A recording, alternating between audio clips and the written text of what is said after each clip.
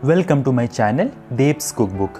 तो इस भाग दौड़ की ज़िंदगी में कभी कभी ऐसा होता है ना हम सभी के साथ कि हम ठीक से पेट भर कर बैठ कर खा भी नहीं पाते हैं, क्योंकि हम सभी को किसी न किसी बात की हड़बड़ी रहती है और इस हड़बड़ी के चक्कर में हमारा पेट ठीक से भर भी नहीं पाता है और मन में हम कुछ ऐसा सोचते हैं कि काश ऐसा हो पाता कि हम अपने हाथ को बिना गंदे किए हुए ही अपने खाने को खाते खाते सेम टाइम में अपना काम भी कर पाते तो कितना अच्छा होता ना।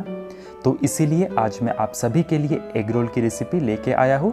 तो चलिए सबसे पहले देख लेते हैं एग रोल बनाने के लिए हमें कौन कौन सी चीज़ों की आवश्यकता होगी। तो सबसे पहले मैंने यहाँ पर 3 मीडियम साइज का गाजर लिया, जिसे मैंने इस तरीके से लंबा करके काट लिया है।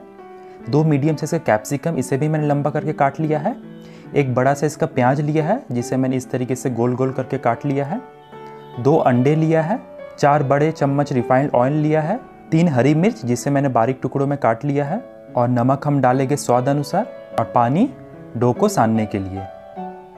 और मैंने इस कप के मेजर से 1 कप मैदा लिया है और इस कप के मेजर से हाफ कप आटा लिया है। आप चाहे तो डो पूरा मैदा का भी बना सकते हैं एग रोल के लिए, बट थोड़ा सा आटा डालने से एग रोल का जो स्वाद होता है वो बहुत ही अच्छा आता है। तो सबसे पहले हम नमक को आटे के साथ मिक्स कर देंगे। नमक आटे में डाल लेने के बाद अच्छे से इसे मिक्स कर ले। अब मैं इसमें 3 चम्मच रिफाइंड ऑयल डाल दूंगा और रिफाइंड ऑयल डाल देने के बाद इसे हमें अच्छे से दोबारा मिक्स कर लेना है। अब हम थोड़ा थोड़ा करके पानी लेके डो को सानने के लिए, एक बार में भूल के भी ज़्यादा पानी ना डालें, क्योंकि एग रोल के लिए जो डो हम बनाते हैं उससे ना ही ज़्यादा सख्त और ना ही ज़्यादा नरम सानते हैं। इसे एकदम बीच का रखें।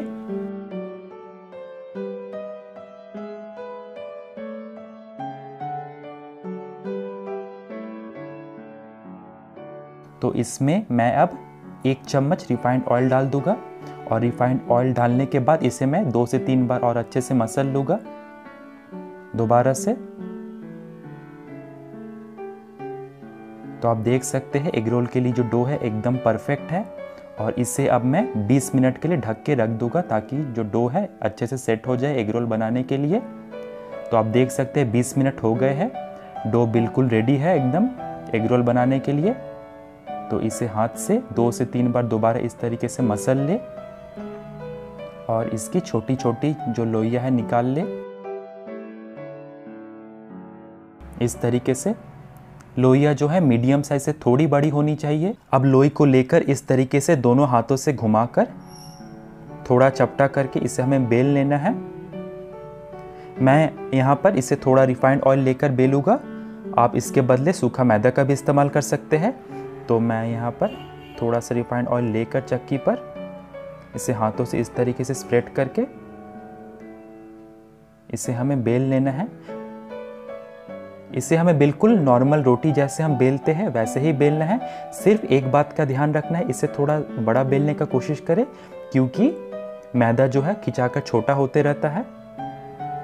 और इसे हर तरफ से एक समान बेले।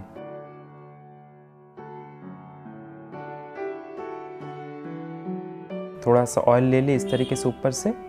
थोड़ा सा ऑयल लेते हुए बेलने से क्या होता है, जो रोटी है वो चक्की के साथ स्टिक नहीं होता है। तो इस तरीके से बेल ले।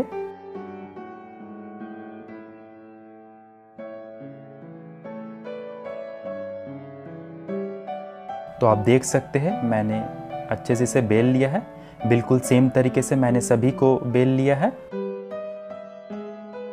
तो अब मैंने यहाँ पर एक तवा ले लिया है। तवा जो है अच्छे से गर्म हो गया है। अब मैं इसमें एक पराठा डाल दूंगा।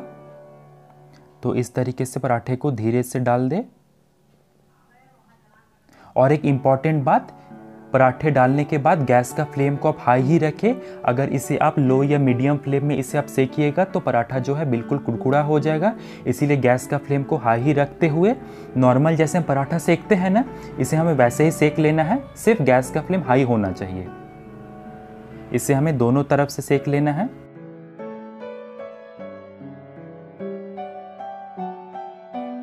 तो दोनों तरफ से इसे सेक लेने के बाद अब मैं इसमें रिफाइंड ऑयल डाल के, जैसे पराठा हम सेकते हैं इसे बिल्कुल उसी तरीके से हमें सेक लेना है, इस तरीके से।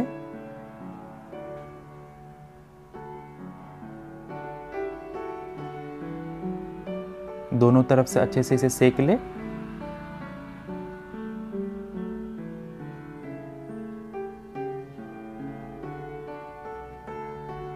तो मैंने इसी तरीके से सभी पराठे को सेक लिया है।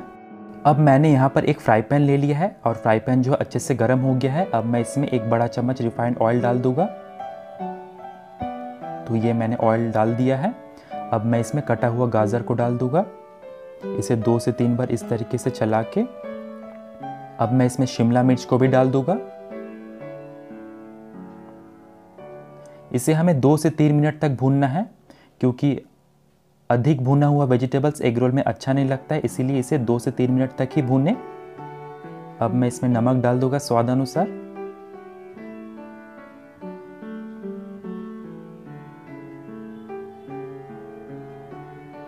तो आप देख सकते हैं 2 से 3 मिनट तक इसे मैंने भून लिया है। अब हम इसे साइड में रख देंगे गैस का फ्लेम को ऑफ करके। तो अब मैंने यहाँ पर एक कटोरी ले लिया है और कटोरी में मैंने एक अंडा फोड़ लिया है और अंडे में मैं थोड़ा सा नमक हम स्वाद अनुसार डाल लेंगे, क्योंकि हमें ध्यान रखना है नमक और हमने कई जगह यूज़ किया है। थोड़ी सी कटी हुई हरी मिर्च डाल देंगे और एक फोर्क की मदद से हमें अंडे को अच्छे से फेंट लेना है। जितना अच्छा से हम अंडा को फेंटेंगे उतना ही अच्छा ऑमलेट बन के रेडी होगा, इसीलिए अंडे को अच्छे से फोर्क की मदद से अच्छे से फेंट ले। तो अब मैंने यहाँ पर एक तवा ले लिया है। तवा में चम्मच की मदद से थोड़ा सा ऑयल इस तरीके से लगा ले और ऑमलेट को एकदम तवा के इस तरीके से बीच में डाल दे। अब इसके ऊपर से एक पराठा इस तरीके से रख दे और एक कलची की मदद से इस तरीके से इसे दबा दे, ताकि ऑमलेट जो है पराठे के साथ अच्छे से स्टिक हो जाए। तो मैंने बिल्कुल इसी तरीके से सभी को कर लिया है। तो अब मैंने यहाँ पर एक पराठा ले लिया है और पराठे के ऊपर से यानी कि अंडे के ऊपर से हम टोमेटो केचप लेकर इस तरीके से स्प्रेड कर देंगे चम्मच की मदद से। तो इस तरीके से अच्छे से स्प्रेड कर दे।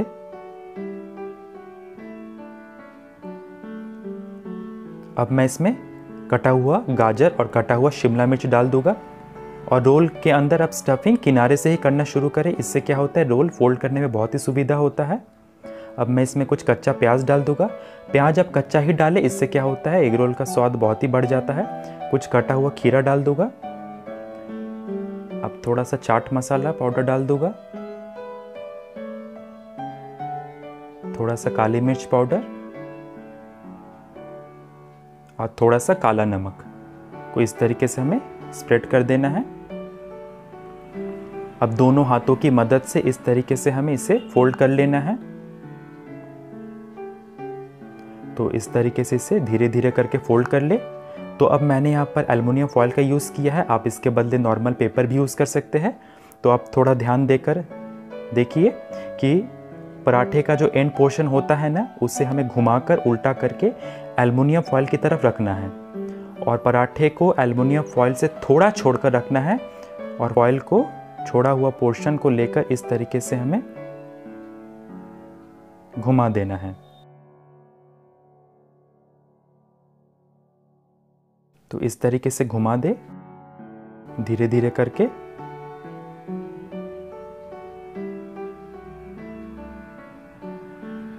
इस तरीके से अंदर की तरफ घुसा दे ऊपर की तरफ से, और नीचे का जो पोर्शन निकला हुआ है उसे आप अंदर की तरफ यानी कि रोल के अंदर की तरफ घुसा दे।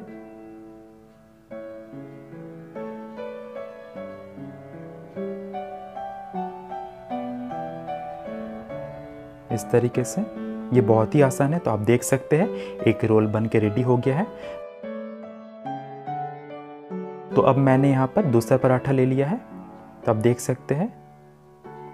तो दूसरा पराठा को भी हम बिल्कुल सेम उसी तरीके से करेंगे।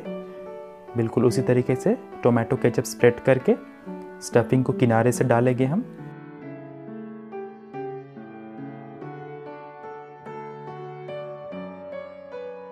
बहुत ही आसान है ये, और दोनों हाथों की मदद से अच्छे से इसे हम रोल कर देंगे।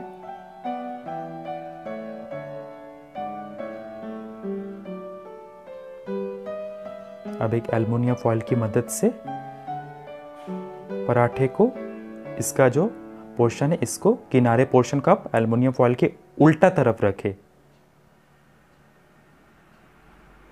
इससे क्या होता है, अच्छे से रोल हो जाता है। अब एल्युमिनियम फॉयल के किनारे वाले पोर्शन को इस तरीके से रखते हुए इसे हमें फॉयल को अच्छे से घुमा देना है।